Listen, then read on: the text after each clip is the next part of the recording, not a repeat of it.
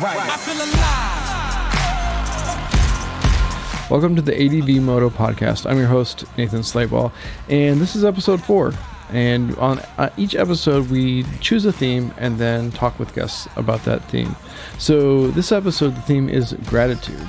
So pause for a second and just think about gratitude in your adventures. What does gratitude mean in the context of ADV riding?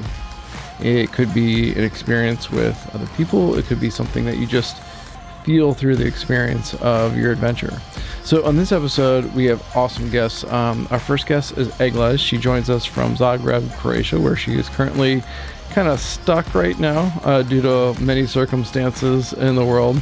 But you get to meet her and hear about how she got into motorcycle riding and some of her adventures where she felt gratitude. And then we meet Kurth and Kurth Forgét from Blackdog Cycleworks, and they talk about how they felt gratitude through a huge life experience that they have. So let's get started with Eglė. Now, I want to preface this that the only Wi-Fi that she could find in Zagreb was at a coffee shop. So you're going to hear all the sounds that go with coffee shops. You're going to hear the grinder and the clanking, people having conversations. So I apologize ahead of time that there may be some loud background noise, but this is the best that we could do in Zagreb, Croatia in October of 2020. So bear with us. I know there's going to be some background noise, but it's worth it for our chat with Eglė. So enjoy.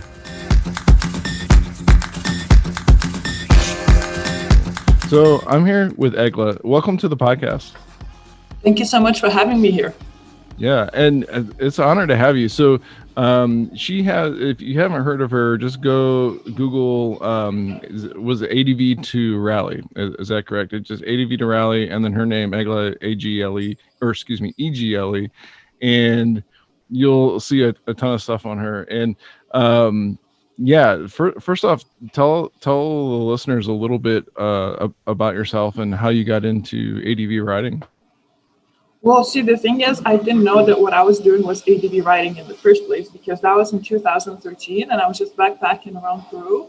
And somehow, I kept meeting people on motorcycles, and they just looked like gods to me. They would show up on their bike alone, and we were traveling the same country, same places even, but they had completely different experiences. And I was like, wait a minute, what's going on there? So I asked one of them to teach me to ride. It was Ryan, this guy from California. He was traveling Peru on his dirt bike.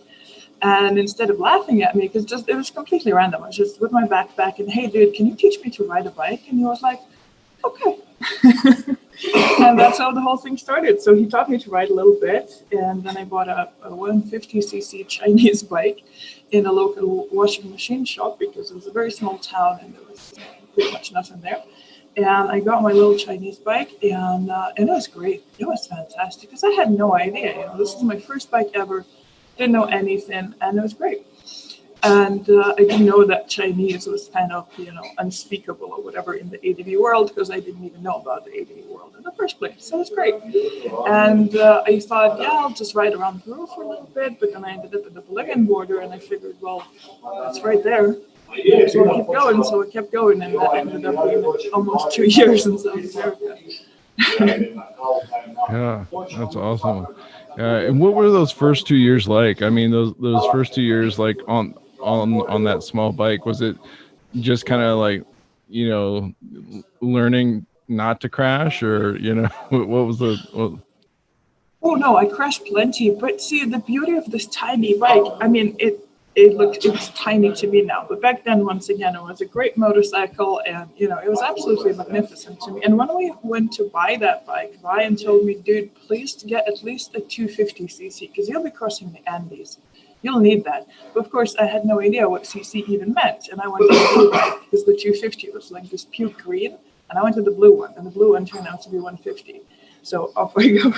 Yeah. And it's absolutely ridiculous right now, but back then it just made perfect sense. I did crash a bunch of times, but because it's such a small bike, my speeds weren't exactly death-defying, And then once I first encountered off-road, that was in Bolivia, I had no idea, but it was all sand mostly, and crashing in sand, it's kind of soft, it's fine. And then picking that bike up, no problem, because it's like 100 kilos tops, right?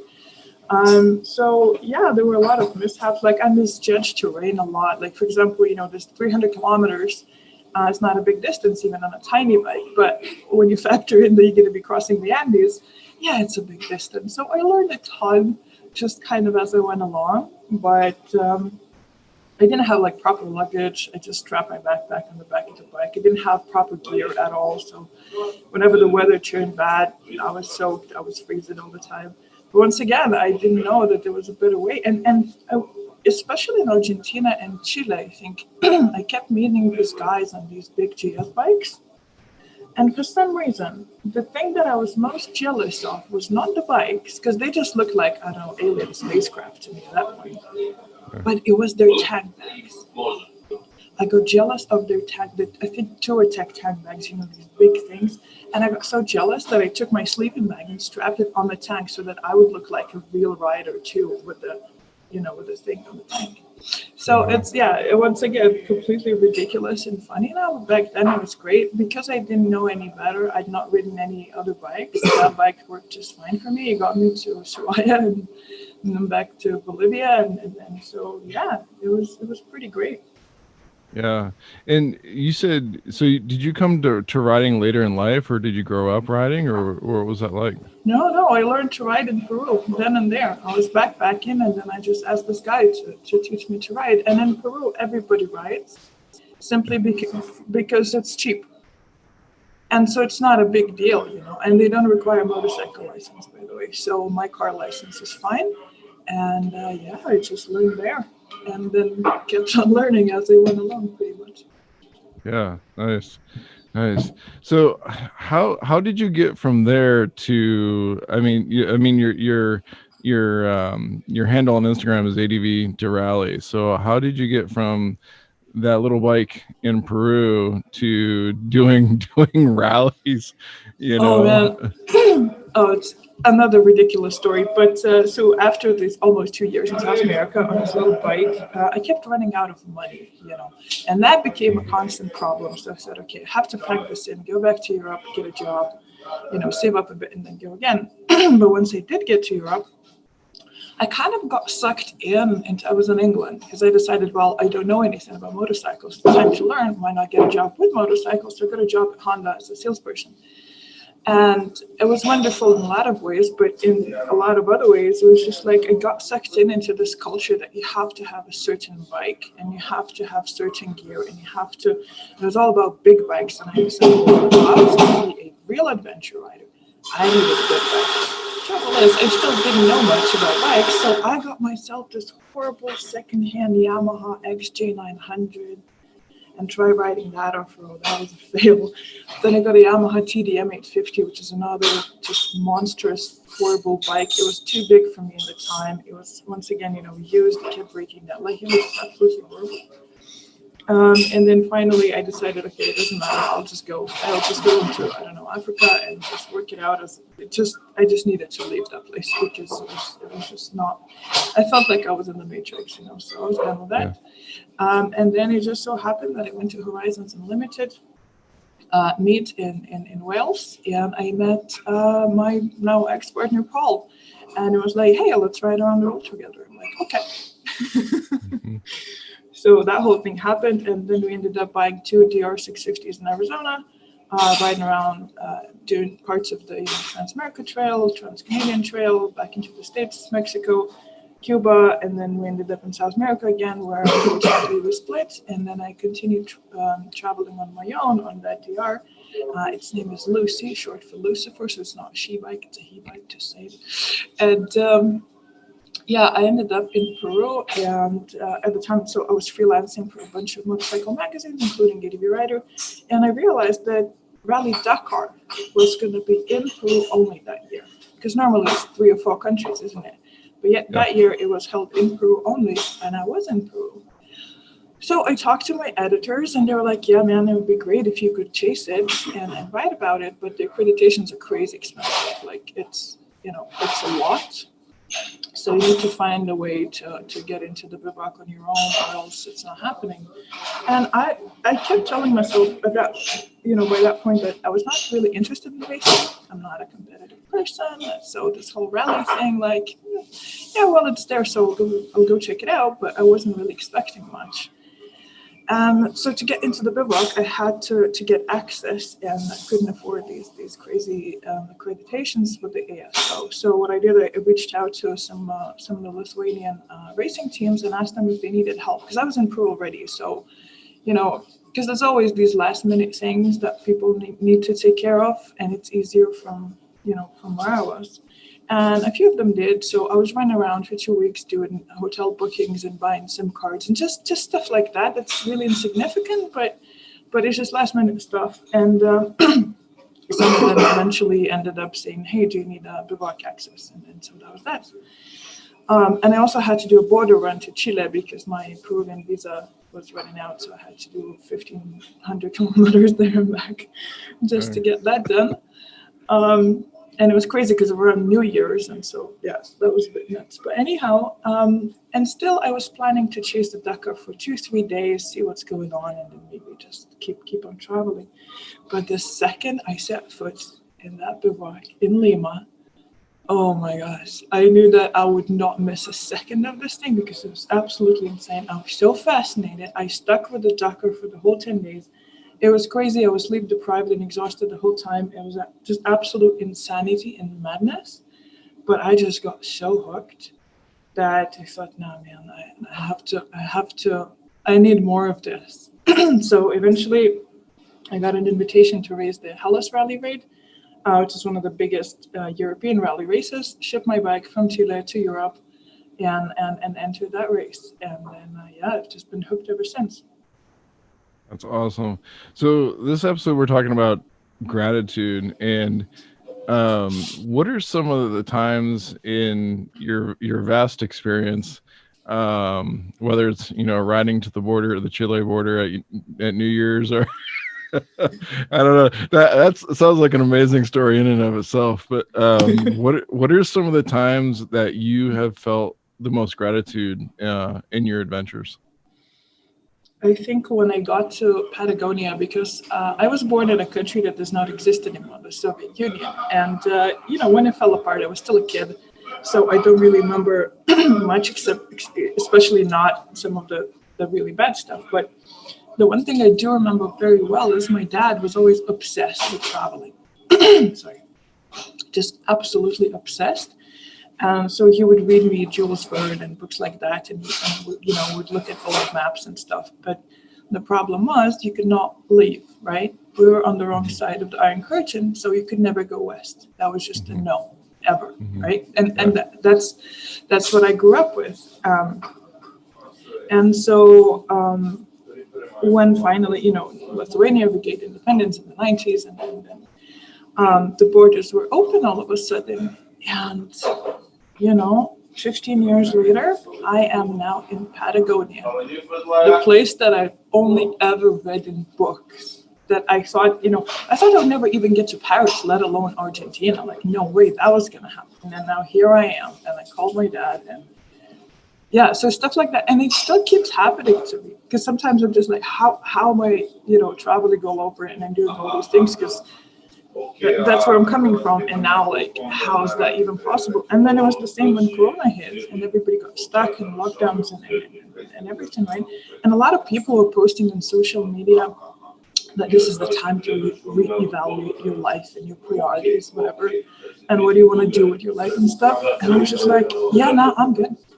Just let me go. Just open those borders. But I'm actually quite happy with my homeless motorcycle life. And so that was a big one as well for me.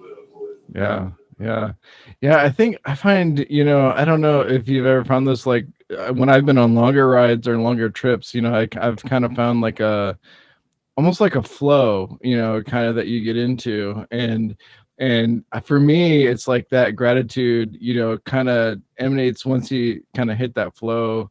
It kind of emanates out of like how what a gift this experience is, because kind of like what you were talking about, there's people who, literally can't travel for, political reasons or whatever, or, or they just decide not to, and you just realize when you do get to travel, like you realize what they're missing, and you just feel this enormous gratitude that, you get to be here at this moment, on this bike and this, vista, wherever it is in the world, and like have this experience. And it's just, I don't know, you really can't describe it. I guess you just kind of have to experience it, it's my last rally for the season was the Dinaric Rally, which is a 3-day race here in Croatia, and it's the first edition ever, so everything is new for everybody, and it was really gnarly. It was more hard enduro than rally. So for me, I got I was suffering, and so was the bike, because once again, the DR650 is not exactly a rally bike, definitely not hard enduro bike for sure. There's a lot of suffering involved, but by day 3, everything just clicked, because there's so much abuse in the first 2 days that the third day, I look at some of these steep hill climbs and stuff, and I was like, all right, let's go, instead of being like, no, wait, how am I doing that? And so that flow state, that's exactly what happened when you're riding, and it's almost like you're not even conscious about certain decisions that you make, and everything just clicks together and just going for it. And it's the same thing, like how this is incredible. And all these views in the Dinaric Alps here in Croatia, I never even knew that stuff like this existed in Europe. Europe is crowded, it's packed. Stuff like that doesn't happen here, but right here it did. So that was a big one. Yeah, for sure. Yeah. Well, it's getting kind of noisy in there again, isn't it? Oh yeah, there's people demand coffee. Christians are very serious about their coffee. Yeah. Sorry about that. That's okay. So you had mentioned risk, and what about, when you do a rally, like what is it, the risk that appeals to you in a rally, or what would you say?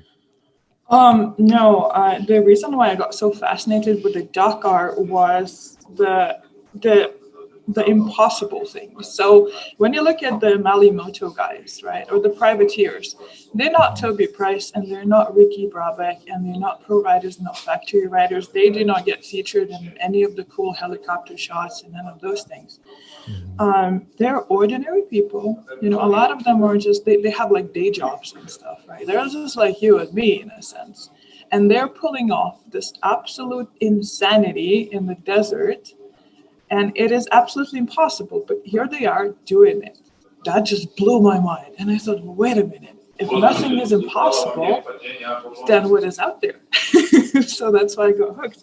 And, when I did the Hellas Rally last year, I was absolutely useless. I came in dead last every single day. And so as a sporting result, I did a little better at the next one at Hispania Rally and a little better at the next one. But as a sporting result, it's miserable. It's ridiculous. It's nothing to talk about it. But if I can do a little better than I did the last time, then that's fine. So the only competition for me is me. If I can beat my own record and beat my own result, that's great. I have no illusions of ever placing anywhere, in the top whatever. That's just not going to happen because I'm not a great rider. But I'm doing this because nothing is impossible. And then you get into the state of flow, which is absolutely incredible. You improve your riding like crazy, because when you're riding alone, and I always ride alone, you're not going to push yourself much. You're going to ride quite conservatively, because if you're on some remote mountain trail, you don't want to crash. You don't want to break a leg there, right? But in a rally, you can really go for it, because, there's all this medical staff on standby. You got a tracker. Somebody will come get you, So there's like that element. There's, of course, the people, because everybody is competing out on the tracks. But back at the bivouac, it's like this. I don't know, everyone's just helping each other out, and then the people are just absolutely fantastic. And so, it's a way to experience the state of flow, have stupid fun, improve your riding, and just, after each rally, it's like you're coming down from a high. I don't know how else to explain it. Yeah. I think that's really good. I like what you said earlier about having that risk, and the risk being able to get you in that flow, and kind of once you're in that flow, like the gratitude kind of pours out of that. Yeah. Have you had any situations where, maybe it wasn't that flow state, but it was just like you literally survived something, and you felt gratitude that you're not, that you survived whatever the situation was? Well, there was a lot of survival at the Hellas Rally, simply because it was my first one and it's a 7-day race. So the fatigue and the exhaustion adds up real quick. Yeah. And, I had a moment where I think it was day 3 or day 4, maybe day 3. And I think that day the SSVs and the quads went before the bikes. It's kind of rainy. And so there was one section of the track we just mangled. Just horrible muddy ruts that just completely destroyed by all these four-wheelers. And it was raining and I kept getting stuck over and over and over again. And once I got stuck once again, like axle deep, I just couldn't get the bike out. It's a DR650, it's a bit heavy. I have this huge safari tank. Like, it is not meant for rally racing at all. And I just physically couldn't get it out of the sticky mud. And I just sat on the ground, covered in mud. It was raining, it's miserable. And I'm looking at my tracker, and rally trackers, they have this, when you stop, the little light flashes, and you either press OK button or SOS button. So if you're injured, you press the SOS, they can get you, right? And I'm looking at that flashing little light, and I was just so tempted to hit that SOS button, because then, they would send a sweeper truck, somebody would pick me up, somebody would help me get the bike out. It'd be so good. But in the end, they didn't, and I got out of it. And that day it was miserable. I did not make my time. I got sent back to the bivouac. I mean, it was just.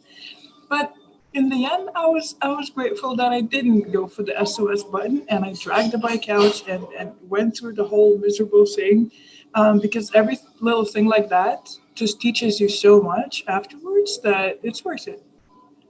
Yeah. It kind of, I think when you're in situations like that, I mean, it can't help but change you, and kind of, I think looking back on those situations where, like, at the time, it was really bad, and dire, but kind of in retrospect, you're kind of thankful that those situations happen. And then I think you start to look for those situations again, because our minds are selective, and our memories are selective, and what we remember, we only remember the good things. And then you go, oh yeah, that wasn't that bad. We put ourselves back in that situation, situations again. But I also think the whole comfort thing is not great for humans. Like, people sometimes ask me, because I've been on the road for 7 years now, but you don't have any security, you don't have any safety and stuff like that. But this one time in Argentina, back when I was traveling with that little bike, I ran out of money. I was in Tierra del Fuego, this little town, and I had 10 Argentinian pesos left. Don't ask me how, but it happened. And I'm just sitting in a gas station with 10 pesos, which is like $1 maybe, Mm-hmm. And I'm like, okay, here we go. All right. I ended up getting a job at a local horse ranch, training horses, and I stayed there for a couple of months. Saved up some money and kept on going.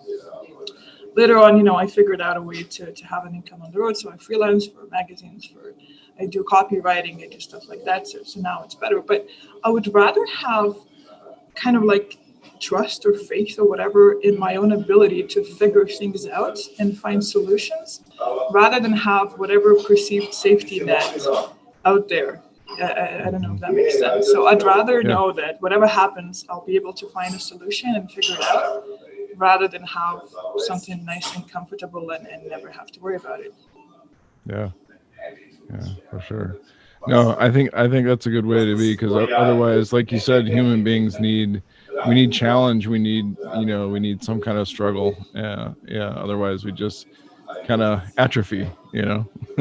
Well, we used to be like nomads and explorers and sail into the unknown seas and walk to the North Pole and do all kinds of crazy stuff like that. And now, like, we're not hamsters. We're not supposed to live in these tiny little boxes and just spin our wheels. I don't know. Yeah. No, I heard it described to me once. There was a rally racer who said, because I mentioned to him how like you feel like the kind of that flow state, you get into this zone or this kind of zen when you're riding, and he equated it to our history as hunter gatherers. We're always constantly looking for danger and scanning for danger, and that's bred into us over the history in our DNA. And so when we're on a motorcycle, that's constantly what you're doing. You're scanning for obstacles, for things that whatever as you're riding. And so doing that for a certain amount of time kind of takes you back almost to that primal state, that I guess, and that was his interpretation of kind of that thing. But I totally agree. That's a good comparison. Absolutely. Yeah. And that's the thing. Like a lot of people go like, well, but it's not easy, to live on the road or to try first rally or whatever it is that you want to do, ride around the world or go for. Doesn't matter, but it's not easy. Well, yeah, but why do you want things easy? What's this obsession with easy? Netflix is easy. I mean, like, what are we talking about here? Yeah, and we only get one shot at it, right? So it's like why waste it? And exactly. Yeah. Well, cool. Well, thank you, Eglė, for being on the podcast. It's such an honor and wonderful time to speak with you. And man, I hope someday down the road I'll get to attend one of the rallies. And I hope our paths cross. I had a friend once say that the world is round, so our paths will cross someday. So yeah, that'd be cool to go riding sometime. Yeah, I think it is going to happen because it is a very small world. And, once again, thank you so much for inviting me. And I apologize for all the coffee shop sounds, but this is Zagreb and this is how things are. So thank you so much.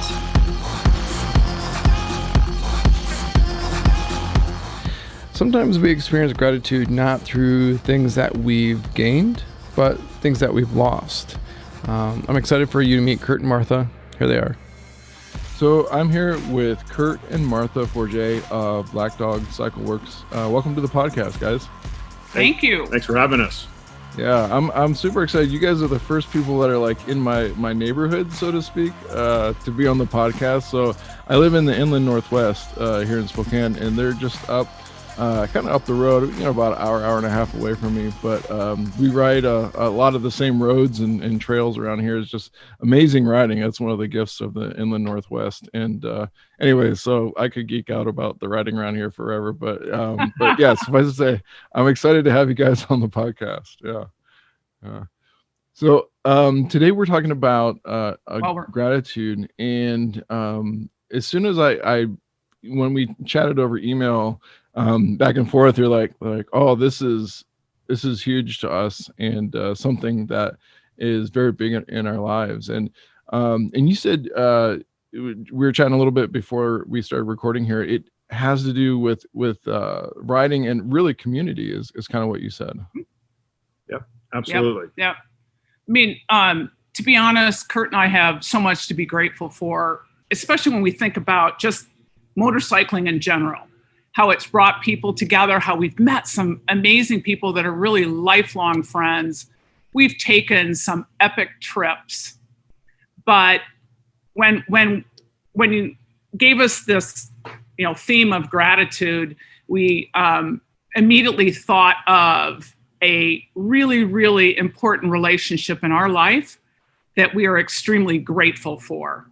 And so what we'd like to do is tell the story of that relationship and how it's kind of altered our life and makes us look at life in a much more grateful way. So I'm going to let Kurth start with who this person is. So Kerry Littell was one of our closest friends. When we lived in the Marin area, we got to know Kerry, and he was the owner of Marin BMW motorcycles, which is how we kind of met. And just an amazing guy. And we knew off the bat that we were going to be lifelong friends. Kerry and I actually, when I I was with him on his first GS ride. I was fairly new to the sport. He was newer than I was. And we said, oh, let's go do a day ride together. And it turned into a midnight mud fest that neither one of us would ever forget. It was a total show, but a really, good bonding experience for sure. And, needless to say, we had a lot in common with the GS and the BMW motorcycles and all of that. And he was a really, really dear friend. So, yeah, and there are a lot of people in this industry that know Kerry. Kerry was and created the most incredible community in the Bay Area. So Marin County is right over the Golden Gate Bridge from San Francisco. So he drew people really from the city, even though there was a BMW shop there. They came out to Kerry's shop because he created such a great electric kind of environment. And he was a giant, gentle, kind man. And well, I'm going to let Kurth continue with his story because there is a story to Kerry. Yeah. So Martha bought her first GS from him. Jim Hyde of Raw Adventures actually bought his first GS from Kerry. He came all the way up from Southern California, to buy a GS from Kerry. So he had a lot of influence, I think in the industry and certainly in the GS market, because that's what he lived for. He actually got into motorcycling. He started an RT forum years and years before. And as he got out of his tech job, he got into bought Marin BMW motorcycles and really built it into a second home for a lot of us that were, passionate riders in the area. So if you fast forward 15 years, I was actually filming the Idaho BDR with the BDR group. And about halfway through the ride, I received a call from Kerry's sister letting me know that he passed away the night before. And needless to say, I was gutted. He just turned 50. He had moved to Australia to kind of start over. It just landed a great job and was really kind of ready for this next chapter of his life. And to get that call was really tough, obviously. And it was appropriate that I was in the middle of something that we both loved doing. And, certainly every trip I've taken since then, I feel like Kerry's been along for the ride with me to experience, we had a lot of plans to travel together. He loved going to Baja, ridden down in Mexico. And, we had a lot of trips ahead of us that we had planned to do. And unfortunately, he's not right next to me, but I feel like he's along on all my rides and all my adventures for sure. Yeah. So then we got a call from some people in the Bay Area. They were organizing a memorial ride for Kerry. And it was like maybe a month or two later. Yep. A friend of his was coming over from Australia. His family was going to be there. And it was going to be in San Francisco.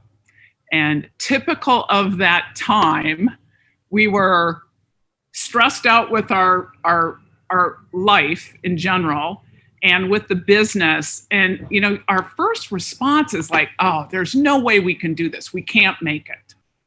Yeah. And I think a lot of us go through that, just life in general is just, we quickly dismiss those things that are super important to us to do stuff that's just stuff.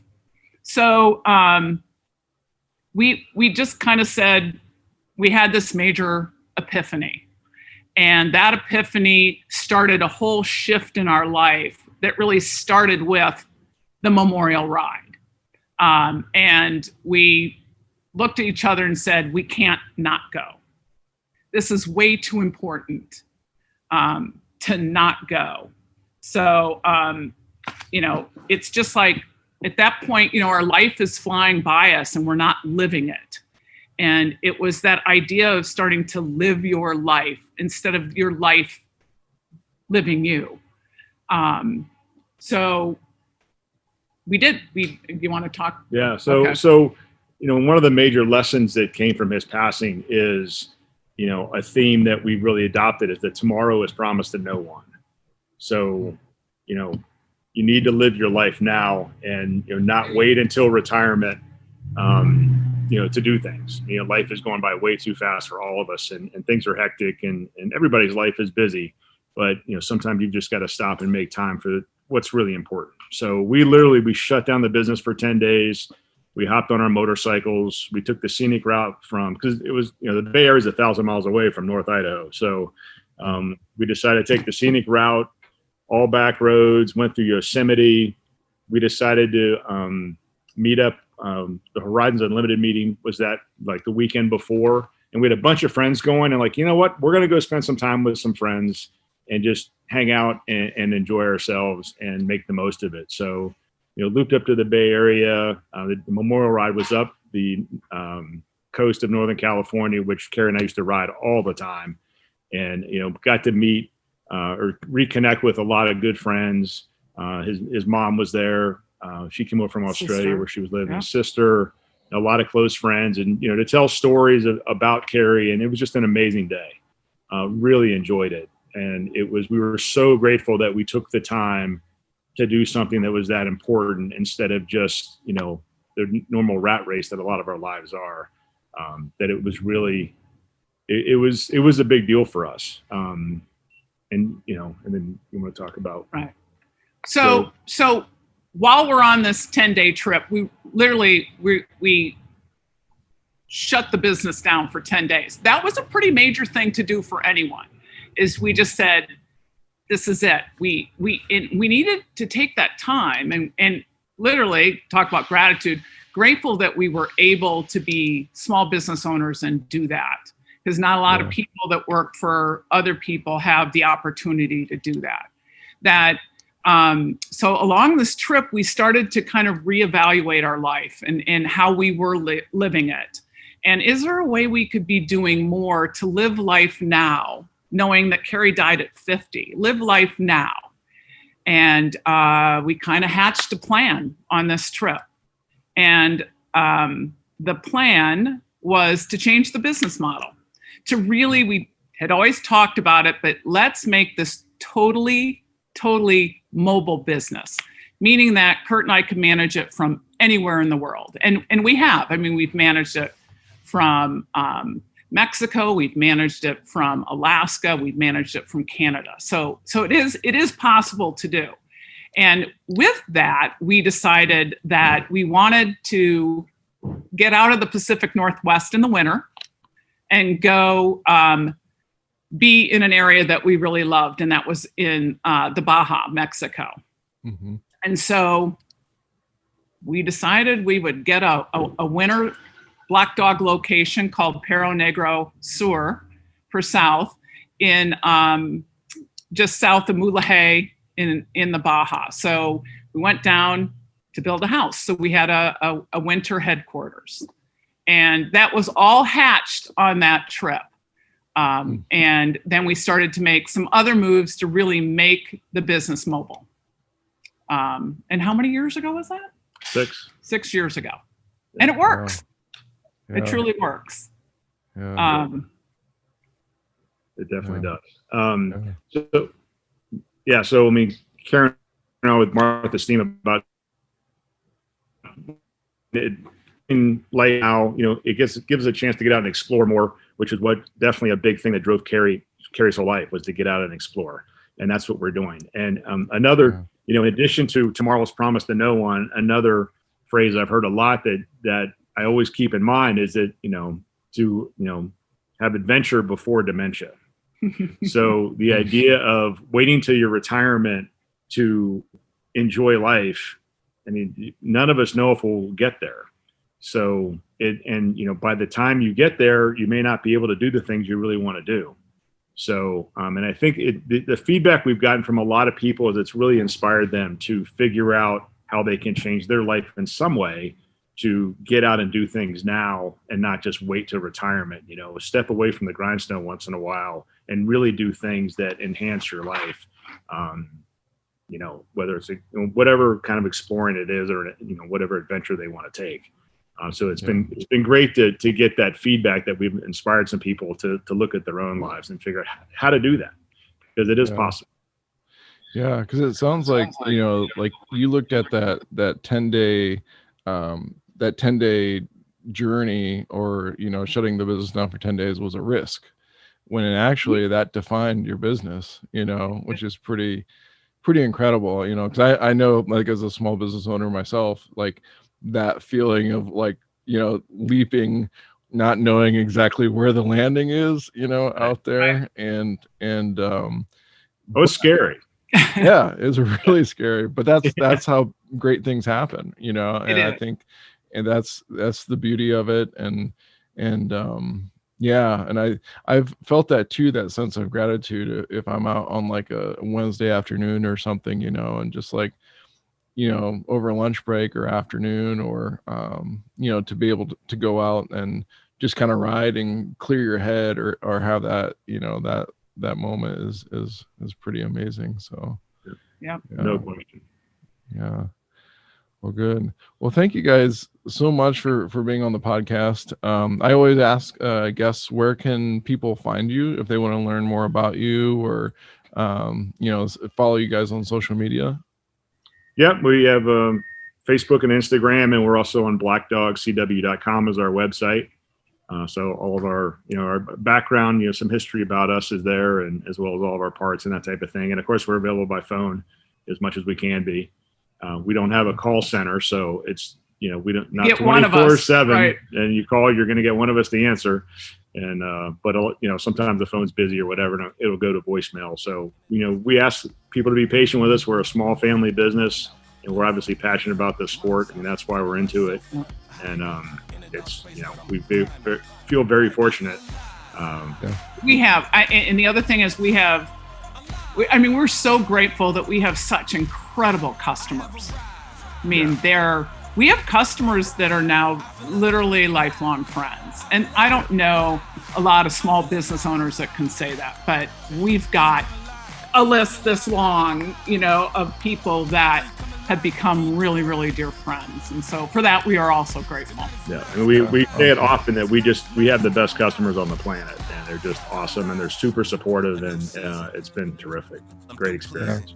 Yeah. And they should come right up here in the Northwest and see how amazing it is. Yes. No doubt. We highly recommend it. And in Baja as well. Yep. Yeah. Yep. Sure. And we invite people to stop by and see us there. Yeah. Awesome. Well, thank you, Kurth and Martha. And I'll see you down the road. All right. Okay. That's good. Thanks, Nathan. Right. Take care. Bye-bye. So before I wrap up episode 4, you're going to get a sneak peek at one of the gear reviews in the upcoming December issue of ADVMoto Mag. And we have Dan DiMaio with us, and we're going to talk about tank bags and rear bags. So I'm back here with Dan DiMaio, and he's returning on the podcast to talk about more gear. And this time it is a tail bag, specifically the Trails and Dual Sport and Adventure tail bag. So welcome back, Dan. Hey, thanks for having me. Yeah, good to have you. So talk a little bit about this bag and kind of your experience with it, because you kind of got to knock it around a little bit, right?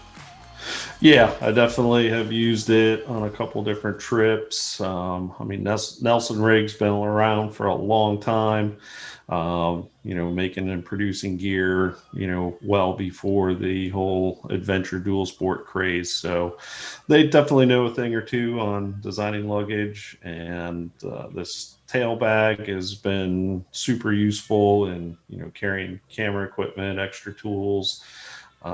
Did experience some wet weather riding in it, even though it's not titled as waterproof. The contents definitely stayed dry in my experience in the rain with it. Yeah. Now there's always the debate between hard bags and soft bags. And kind of what's your preference on when you ride? Definitely for shorter kind of back road, dual track kind of riding, I prefer to use the soft luggage, and that's kind of where this Trails and Dual Sport bag kind of fits in. You can run your soft luggage panniers and just use this small but fairly large tail bag for, like I said, tools, snacks, water, what have you. And then the longer trips, I'm not a huge luggage fan, as you know. Mm-hmm. You know, I don't like tank bags that much either, but there are a few cool ones out there. So, you know, for most of the stuff I do, I definitely prefer the soft luggage. Yeah. Yeah. And specifically, this one's expandable as well. With that. And sometimes I know, like when I've had expandable bags, they get like super flimsy and floppy. Was this one, was it pretty rigid when you expanded, or what was that like? It's definitely fairly rigid and continues to be fairly rigid. You just have to have a delicate tie down method. If you cinch it down super tight, you know, the sides do collapse a little bit, but you know, I was able to find a tie down point to where it maintained its structure. Yeah. And then as far as attachment to the bike itself, does it come with its own straps, or is it magnetic or strap down? Like what's the attachment it comes system with like? 2 straps on each side. So, I mean, there's multiple ways that you can mount it on the 1190. You know, I had plenty of mounting points on it. I actually did try it on the Tenere 700.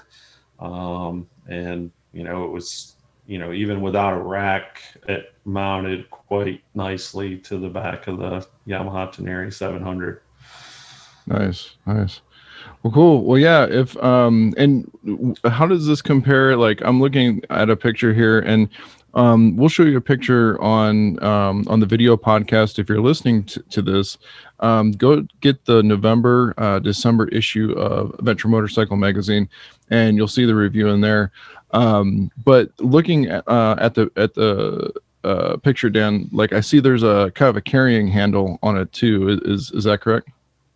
Yes, that's correct. You can take it off the bike and carry it in, you know, where you're going. If you're going into a hotel or a restaurant, it's, you know, quite simple to take on and off the bike. Yeah. Cool. Well, good. Well, were there any, I see on your pros and cons, you have, you know, it's convenient to carry, easy mounting system. And under the cons, you had not waterproof and no rain cover options available. But you said the moisture wasn't too much of an issue for you then. No, it wasn't. I mean, I wasn't riding for hours in a downpour or anything, Sure. But, you know, the rain that I did encounter, I didn't have any issues with the contents getting wet at all. But I'm sure, you know, because it is not labeled fully waterproof, you know, if you were on the road riding in hours of rain, I'm sure you could get some water penetrating the bag at some point. But it would be nice if they offered a, you know, at least a rain cover for those situations. Yeah. Well, there's always a grocery bag, right? Right. Grocery. Or seal everything in bags. Yep. I've done that more than once. Yeah. So cool. Well, good. Well, thanks, Dan. Thank you for being on the podcast, and I'm sure we'll see you again and see you down the road. All righty. Thanks for having me. You don't want to see me wild out. Looking for the boy, but I'm miles out. Finding myself in a... So that wraps up this episode 4 of the ADVMoto Magazine podcast. We'd love to hear from you. You can reach us at podcast@adventuremotorcycle.com and let us know what you think of the show. If you want to hear other segments, or maybe you have suggestions for people that you'd like to hear on the show, we'd love to hear from you and just hear how you're doing, maybe where you're riding in the world right now. Also, if you want to check out the issues of Adventure Motorcycle Magazine, you can pick one up anywhere that magazines are sold, or if you go to adventuremotorcycle.com, you can subscribe there and have access to the digital editions of the magazine and all the back issues, which is pretty cool, and specifically upcoming issues. And the December issue is going to actually, I got a sneak peek of it. It's the long-awaited Tenere 700 review. It's kind of a deep dive into the Tenere 700, and you guys are in for a treat. It looks really good. It's a really good review. So yeah, check that out, adventuremotorcycle.com. And as always, yeah, thank you for listening, and see you down the road.